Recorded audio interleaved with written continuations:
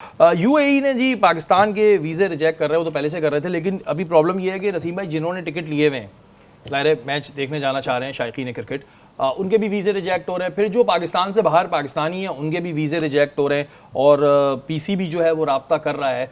तो ये क्या होगा फिर, हमारे तो वहाँ पे होंगे ही नहीं, फिर कुछ क्या होगा?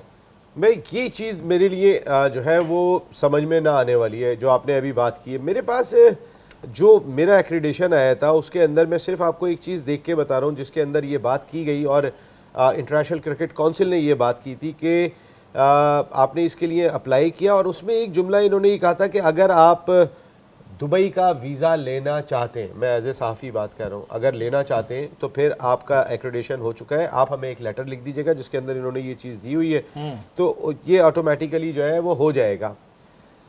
मेरी समझ में नहीं आया। देखिए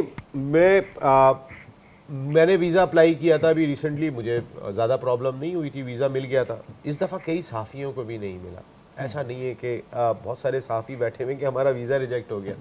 आवाम का तो हुआ लेकिन सहाफ़ियों का भी हुआ। ये ज़रा देखना चाहिए। मेरा नहीं ख्याल कि इमारात की हुकूमत इस हद तक जो है वो अगेंस्ट जाके जो है वो सोच रही होगी। उनके साथ हमारे बड़े बरादराना ताल्लुकात हैं, बड़े मोहब्बतों वाले ताल्लुकात हैं। इसके रीज़न जानने चाहिए। देखें, हमारे लोगों ने हमें बदनाम करने की भी कोई कसर नहीं छोड़ी वहाँ जाने के बाद, जिसकी वजह से उन्हें ये इकदाम करना पड़ा। लेकिन इंटरनेशनल क्रिकेट काउंसिल की ये जिम्मेदारी बनती है कि अपने एक्रेडिटेड जर्नलिस्ट को जो है वो इमारात का वीज़ा दें। अगर समझ में आता है मुझे, पाकिस्तान का वीज़ा। और शायकीन क्रिकेट का क्या होगा? चलें जी, जर्नलिस्ट का तो मसला हल हो जाएगा इंशाल्लाह।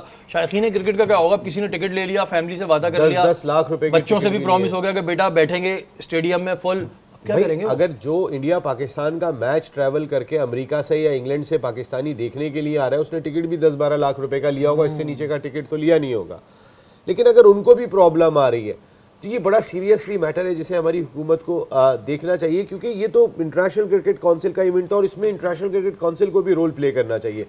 देखिए, इंडिया और पाकिस्तान टेरिटरी ऐसी है कि अगर इंडिया का वीज़ा पाकिस्तानियों को चाहिए, कई लोगों का रिजेक्ट हुआ था, हमने इंडिया को दे दिया। मैं अभी एक छोटी सी आपका टाइम लूँगा। एक इंडिया के सहाफ़ी का मैं आज वीलॉग सुन रहा था, वो बड़े स्टाइल से कहते हैं कि मैं बहुत नर्वस हूँ, मैं बहुत ये हूँ कि कल मैं, यानी कि अब जो कल आ रहा है, मैं दोपहर को 12 बजे मैं अमृतसर पहुँचूँगा, 12:30 बजे मैं जो है वो वाघा बॉर्डर क्रॉस करके लाहौर में दाखिल हो जाऊँगा। I am so excited.